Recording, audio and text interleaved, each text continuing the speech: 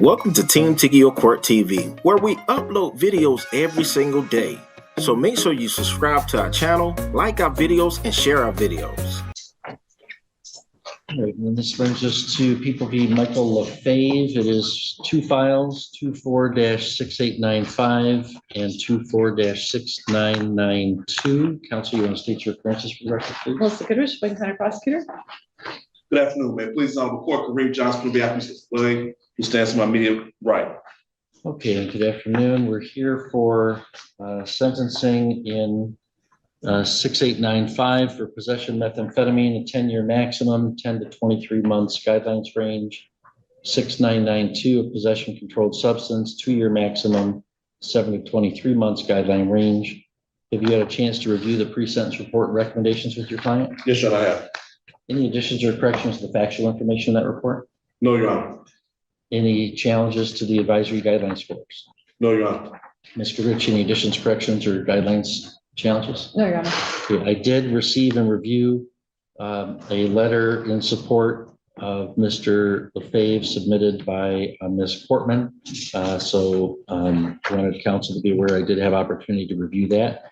Anything you want to say in your client's behalf? Yes, Your Honor. Thank you. First, I'd like to thank the court for reading him over. I wanted the court to take a good look at Mr. Lefebvre. I think in the court has practiced defense. I mean, one of the more encouraging things about this job is when you meet a client that is suffering from addiction, and as you go through the process, you see the objective evidence that they have gotten all drugs and addiction out of the system. His face is cleared up. He's gained weight. He looks much better than he did when I first met him. And there was emotional suppressed in this case. I think the court saw him on video and, saw his body, his mannerisms. I think he looks totally different. For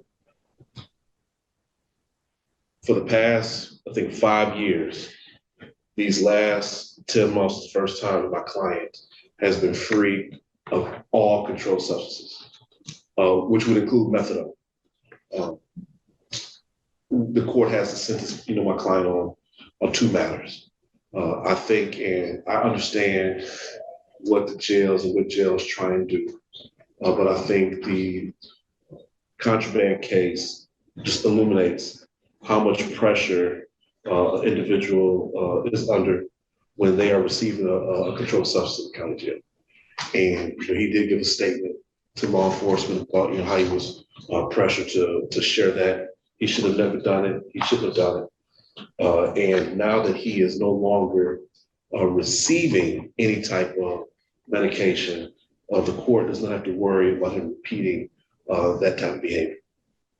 In the possession case, the court saw the video. The court is well aware of the facts. When Mr. Lefebvre left his house that day, he left his house with the intent of being what I believe a good, productive father. He was taking his daughter to a local lake. His daughter got cold. He didn't have everything he probably should have had in terms of a kitty bag with change of clothes, towels, and things of that nature. And got his daughter back in the car and was rushing to try and get home because she was cold and cold. And the court saw and heard testimony as to what led to the traffic stop and how that led to an arrest. And the client has talked about that, and we talked about if he's not involved in drugs, then that does not happen. It does not happen. And his daughter having to see him, dealing with the police and be arrested, and having to wait for the mother of his child to come get him. None of those things happen. That was a low point for him. That was an embarrassment for him, and he is ready to do better. He has been accepted into Mission Bible Training Center, a rehabilitation program, which is a 8 to 10 month inpatient program. We believe that he is on the cusp of finally being rid of the addiction demon. And he has joined in court today by several members of his family. His mother here, his stepdaughters here, his stepfather's here, neighbors here, mother of his child is here, and his grandma are all here. They have been paying his rent, although he has been incarcerated for which is almost a full calendar year now. If the court agrees with the defense sentence recommendation, they are willing to commit themselves to this court and make sure that he makes it to any probation check-ins and gets to the inpatient rehabilitation center, Mission Vitamin Training Center.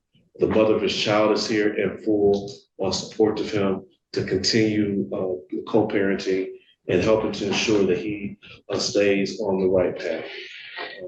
And I think that what the court has to do, obviously with somebody with a record like my client, is determine why should the court believe that this time will be different. And I think the answer to that question for Mr. LaFleur is the amount of time that he has been sober this time. And the fact that we're not asking the court to just release him back to society, we're asking the court to order that he complete this 8 to 10 month rehabilitation program for drugs and alcohol. And he has a vast support system that has invested themselves both with time and financially, keeping his rent paid to make sure that he stays on the correct path now. It's just, I understand the points, of prior record variables and things of that nature, but, in cases like this, it really, I think, piles up on an individual. But the court has to look at the fact that somebody has done something more than once, and it's not his first time being involved in the criminal justice system. I'd like to remind the court that he still is serving a sentence in another jurisdiction, and that sentence won't end for another month. I think that sentence ends November 8th. So he still has obligations to another community that he has to complete before this sentence will begin. Does the court have any questions of me? No, sir. Thank you. All right, thank you, Mr. Johnson. Mr. LaFave, you don't have to make a statement today, but you're certainly allowed to. Is there anything you want to tell me or no? Yes. I take full responsibility on my actions, and I know I'm here for my poor choices. I was clouded under the addiction I had. I'm so very grateful now to be clean. And I let a lot of people down in the last couple of years, my family, my children, and that shame and guilt just eats at me. But I got renewed strength, new health, just new mindset.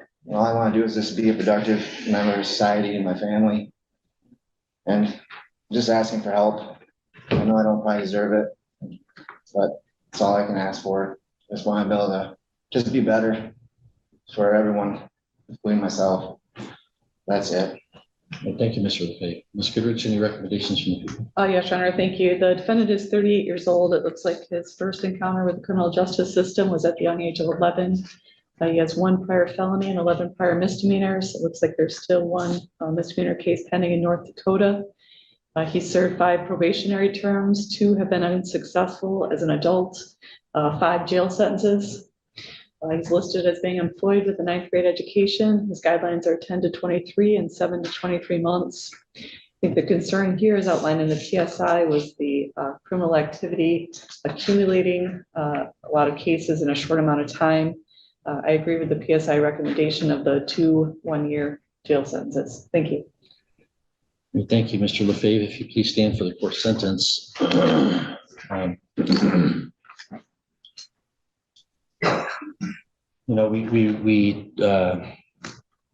We're here for sentencing back in the spring, and I didn't go along with a sentence agreement, and so you exercised your right to withdraw that plea and go forward, and that's fine. That there's no, I don't hold that against you in any way. And now we're back here, having entered a different plea and back here for sentencing now.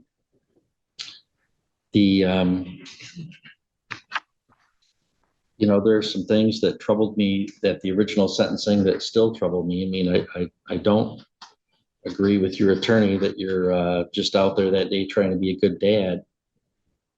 Because, I mean, the last time you had already entered a plea, now you didn't to this charge, but you had previously entered a plea to driving while high with your daughter in the car. So, you know what good dads don't do? drive high with their daughter in the car, not in a properly secured car seat. I'm not saying you're a bad dad all the time. You were a bad dad that day. You're driving high and your daughter's in the car, not even in the car seat, not secured in the car seat. Police pull you, well, somebody complains to the police about your driving, so they wave you over, find this situation and find you got meth in the car. And now, after we had the benefit of the full evidentiary hearing, I saw a video of that car and oh my goodness, there's like, some of that stuff could have been within reach of your daughter. That car was a dangerous place for your daughter that day for several reasons. There's all sorts of trash all over that car, including drugs and drug paraphernalia. And she's not even secured. She could reach around and find any of it. Plus, her dad is driving it and he's high.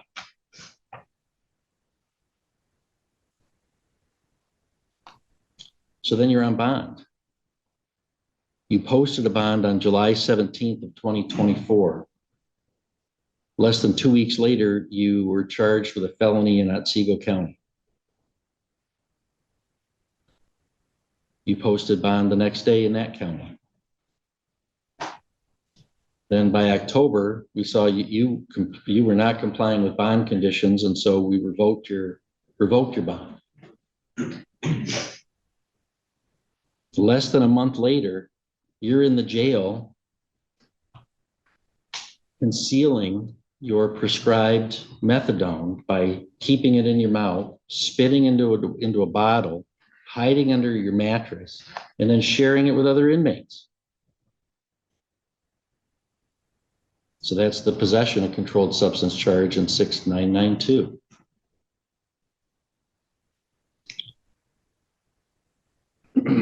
So the 6992, I interpret the statute for you having committed a felony while you're in a penal institution in 6895 for a sentence you later became liable to serve to be mandatory consecutive. Even if I'm wrong about interpreting the statute that way, I certainly have discretion to run a sentence consecutive when you commit a felony while a felony is pending. And here I think there would be reasonable grounds to exercise my discretion for consecutive sentencing because you committed not one, but 2 felonies while you're on bond for 6895. One of them even while you're in a jail.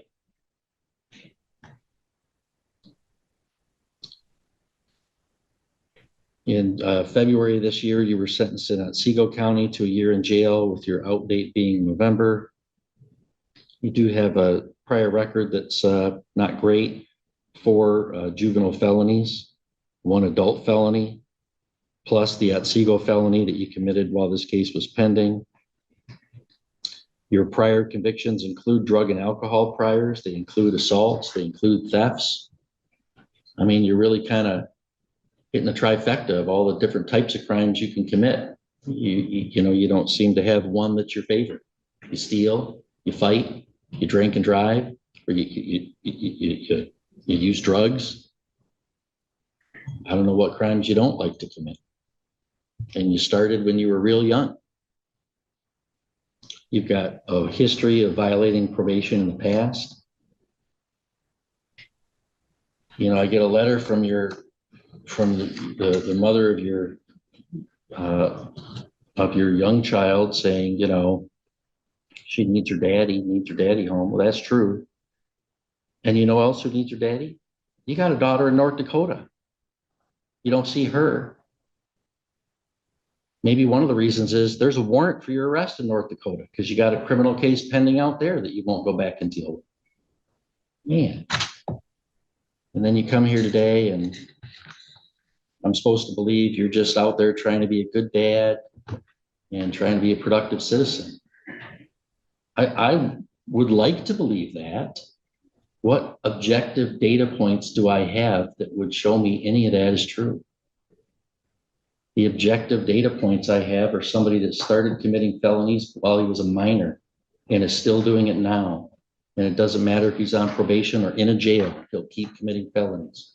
And he'll place the child that's in his care at risk of harm.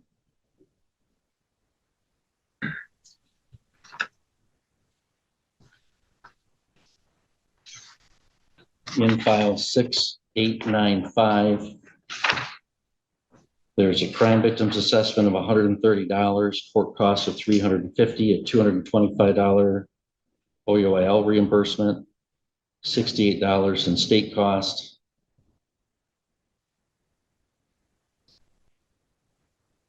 And was that OUIL reimbursement part of the plea? Oh, it was part of, that was part of the plea. Okay. And the advisory guidelines in that case are 10 to 23 months. The middle of that is 16 and a half. You know, I think somewhere near the middle is appropriate given the history I just outlined. So I'm going to, in 6895, commit you to the Michigan Department of Corrections for not less than 16 months, nor more than 10 years, and give you credit for 134 days previously served. That is within the advisory guidelines range, and as I've outlined, I believe to be a proportionate sentence. In file 6992, there's $130 crime victims assessment, $68 in state cost. I'm not going to assess court costs in that file. I am going to sentence you in that case to the low end of those guidelines and commit you to the Michigan Department of Corrections for not less than 7 months, nor more than 2 years. I'm going to run that consecutive, as I've already outlined, to 6895, so you get credit for 0 days previously served in that file. Mr. Lefebvre, if you want to appeal your convictions or my sentences or both, you can do so by filing an application for leave to appeal to the Michigan Court of Appeals. If you want a lawyer appointed for you, I would do so. You'd have to make that request within 6 months. We're going to hand you your appeal rights in both files, ask you to initial one copy for us. The other one is for you to fill out if you want to take an appeal. Good luck to you. Yes, Your Honor, thank you. So I stay here.